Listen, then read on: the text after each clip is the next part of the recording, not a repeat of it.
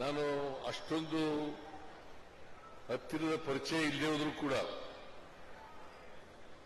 But ಬಹಳ ದೀರ್ಘಕಾಲದಿಂದ ಗೊತ್ತಿರ್ತಕ್ಕಂಥವ್ರು. ಮತ್ತೆ ಒಳ್ಳೆ ಕಬಡ್ಡಿ ಪ್ಲೇಯರ್ ಆಗಿದ್ರು. ಹಾಗಾಗಿ ಇವ್ರು ಕಬಡ್ಡಿ ನೋಡಕ್ ಹೋಗ್ತಿದ್ದೆ ನಾನು.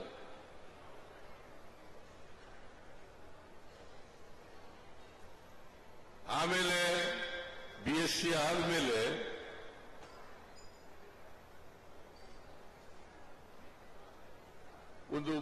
ಎರಡು ಬಸ್ ಮಾಲೀಕರಾದರು. ಆಮೇಲೆ ಹೋಟೆಲ್ ಪ್ರಾರಂಭ ಮಾಡಿದ್ರು. ಆ ಹೋಟೆಲ್ ಹೆಸರು ಸಂದೇಶ್ ಅಂತ. ಅಲ್ಲಿಂದ ಇವರಿಗೆ ಸಂದೇಶ್ ನಾಗರಾಜ್ ಆದದ್ದು. ನಾನು ಆ ಹೋಟ್ಲಿಗೆ ಹೋಗ್ತಿದ್ದೆ.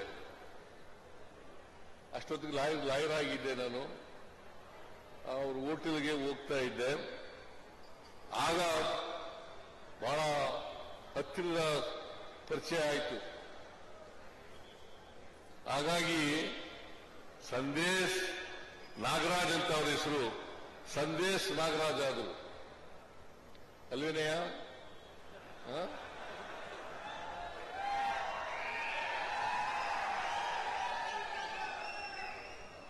ಆಮೇಲೆ ಅವರು ಉದ್ಯಮದಲ್ಲಿ ಸಿನಿಮಾ ನಿರ್ಮಾಪಕರಾಗಿ ಮತ್ತೆ ರಾಜಕೀಯದಲ್ಲಿ ತಮ್ಮನ್ನು ಗುರುತಿಸಿಕೊಂಡು ಬಹಳ ಎತ್ತರಕ್ಕೆ ಬೆಳೀತಕ್ಕಂಥ ಪ್ರಯತ್ನವನ್ನು ಮಾಡಿದ್ರು. ಉದ್ಯಮದಲ್ಲೂ ಯಶಸ್ವಿಯಾಗಿದ್ದಾರೆ, ರಾಜಕೀಯದಲ್ಲೂ ಯಶಸ್ವಿಯಾಗಿದ್ದಾರೆ. ಆಮೇಲೆ ಸಿನಿಮಾ ರಂಗದಲ್ಲೂ ಕೂಡ ಯಶಸ್ವಿಯಾಗಿದ್ದಾರೆ. ಸಿನಿಮಾ ರಂಗದಲ್ಲಿ ಸುಮಾರು 30ಕ್ಕೂ ಹೆಚ್ಚು ಸಿನಿಮಾಗಳನ್ನು ತಯಾರು ಮಾಡಿದ್ದಾರೆ. 30ಕ್ಕೂ ಹೆಚ್ಚು ಸಿನಿಮಾಗಳು. ಸೊ ಅದರಿಂದ ಅವರು ಯಾವುದೇ ಕ್ಷೇತ್ರದಲ್ಲಿ ಇದ್ರೂ ಕೂಡ ಆ ಕ್ಷೇತ್ರದಲ್ಲಿ ಅವರದೇ ಆದಂಥ ಛಾಪನ್ನು ಮೂಡಿಸ್ತಕ್ಕಂಥ ಪ್ರಯತ್ನವನ್ನು ಮಾಡಿದ್ದಾರೆ. ಹಾಗಾಗಿ ಸಂದೇಶ್ ನಾಗರಾಜ್ ಅವರು 2 ಬಾರಿ ವಿಧಾನ ಪರಿಷತ್ತಿನ ಸದಸ್ಯರಾಗಿದ್ದರು. 2 ಬಾರಿ ವಿಧಾನ ಪರಿಷತ್ತಿನ ಸದಸ್ಯರಾಗಿದ್ದರು. ನಾನು ರಾಜಕೀಯದಲ್ಲಿ ನಾವು ಒಟ್ಟಿಗೆ ಇರಲಿಲ್ಲ, ಬಹಳ ಕಡಿಮೆ ಇದ್ದದ್ದು. ಅವ್ರನ್ನ ವಿರೋಧ ಮಾಡಿರೋದೇ ಜಾಸ್ತಿ. ರಾಜಕೀಯವಾಗಿ ವಿರೋಧ ಮಾಡಿರೋದೇ ಜಾಸ್ತಿ. ಬಟ್ ಅನೇಕ ಸಾರಿ ರಾಮಕೃಷ್ಣ ಹೆಗ್ಡೆಯವರಿದ್ದಾಗ ನಮ್ಮ ಜೊತೆ ಇದ್ರು.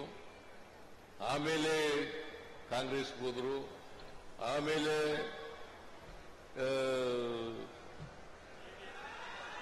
ಜೆಡಿಎಸ್ಗೆ ಬಂದಿರಲ್ವಾ, ಜೆಡಿಎಸ್ಗೆ ಬಂದರು. ಆಮೇಲೆ ಈಗ ನಮ್ಮ ಜೊತೆಲೇ ಇದ್ದಾರೆ. ಸೊ ಅದರಿಂದ ನಮಗೆ ಅವ್ರಿಗೆ ವೈಯಕ್ತಿಕವಾಗಿ ಸ್ನೇಹ ಇದ್ರೂ ಕೂಡ ರಾಜಕೀಯವಾಗಿ ಜಾಸ್ತಿ ಬೇರೆ ಬೇರೆ ಪಕ್ಷಗಳಲ್ಲಿ ನಾವು ಕೆಲಸ ಮಾಡಿರ್ತಕ್ಕಂಥವ್ರು. ಬಟ್ ಅವರು ರಾಜಕೀಯವಾಗಿ ಮತ್ತೆ ಸಿನಿಮಾ ನಿರ್ಮಾಪಕರಾಗಿ ಆಮೇಲೆ ಉದ್ಯಮದಲ್ಲಿ ಅವರನ್ನು ತೊಡಗಿಸಿಕೊಂಡು ಇವತ್ತು ದೊಡ್ಡದಾಗಿ ಬೆಳೆದಿದ್ದಾರೆ. ಅವರಿಗೆ ಮತ್ತು ನಾವು ರಾಜಕೀಯವಾಗಿ ವಿರೋಧಿಗಳಾಗಿದ್ರೂ ಕೂಡ ಸ್ನೇಹಕ್ಕೆ ಯಾವತ್ತೂ ಕೂಡ ಧಕ್ಕೆ ಬಂದಿರಲಿಲ್ಲ. ಸ್ನೇಹ ಮೊದಲಿಂದಲೂ ಕೂಡ ಸ್ನೇಹಮಯಿ. ಅವರು ಸ್ನೇಹಕ್ಕೆ ಹೆಚ್ಚು ಬೆಲೆ ಕೊಡ್ತಕ್ಕಂಥ ಕೆಲಸವನ್ನು ಮಾಡ್ತಾ ಇದ್ರು. ಅವರು ಇವತ್ತು 80 ವರ್ಷಗಳನ್ನು ಪೂರೈಸಿದ್ದಾರೆ. ನಾನು 100 ವರ್ಷ ಬಾಳಿ ಅಂತ ಹೇಳಲ್ಲ, 100 ವರ್ಷಕ್ಕಿಂತ ಹೆಚ್ಚು ಬಾಳಿ ಅಂತ ಹೇಳಿ ನಾನು ಆಗ್ರಹಿಸ್ತೇನೆ. ನಾನು ಕೇಳಿದೆ ಆರೋಗ್ಯ ಹೇಗಿದೆ ಅಂತ. ಬಹಳ ಚೆನ್ನಾಗಿದೆ ಸರ್ ಅಂತ ಹೇಳಿದ್ರು ನನಗೆ. ನಾನು ಆರೋಗ್ಯ ಈಗ ನೋಡಿದ ಮೇಲೆ ಸುಧಾರಣೆ ಆಗಿದೆ ಆರೋಗ್ಯ. ಮಹಾತ್ಮ ಗಾಂಧೀಜಿಯವರು ಅವರ ಅಭಿಮಾನಿಯೊಬ್ಬರು ಒಂದು ಪತ್ರ ಬರೀತಾರೆ. ಏನಪ್ಪಾ ಅಂತಂದ್ರೆ, ನೀವು 100 ವರ್ಷ ಬಾಳಿ ಅಂತ ಬರೀತಾರೆ.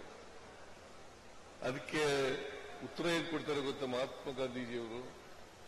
ನಾನು 125 ವರ್ಷ ಬದುಕಬೇಕು ಅಂತ ಅಂದ್ಕೊಂಡಿದ್ದೀನಿ. 100 ವರ್ಷ ನೀನು ಕಡಿಮೆ ಹೇಳ್ಬಿಟ್ಟಿದೀಯ ನೀನು ಅಂತ ಹೇಳ್ತಾರೆ. ಪಾಪ ಆಮೇಲೆ ಬಿಜೆಪಿಯವರು ಅವನು ಗುಂಡಿಕ್ಕಿ ಕೊಂದಾಕ್ಬಿಟ್ರು ಅವರು. ಅವ್ರು ಇನ್ನು ಎಷ್ಟು ವರ್ಷ ಬದುಕ್ತಿದ್ರೆ ಏನೋ ಗೊತ್ತಿಲ್ಲ ನನಗೆ. ಯಾಕೆ ಹೇಳ್ಬಾರ್ದ?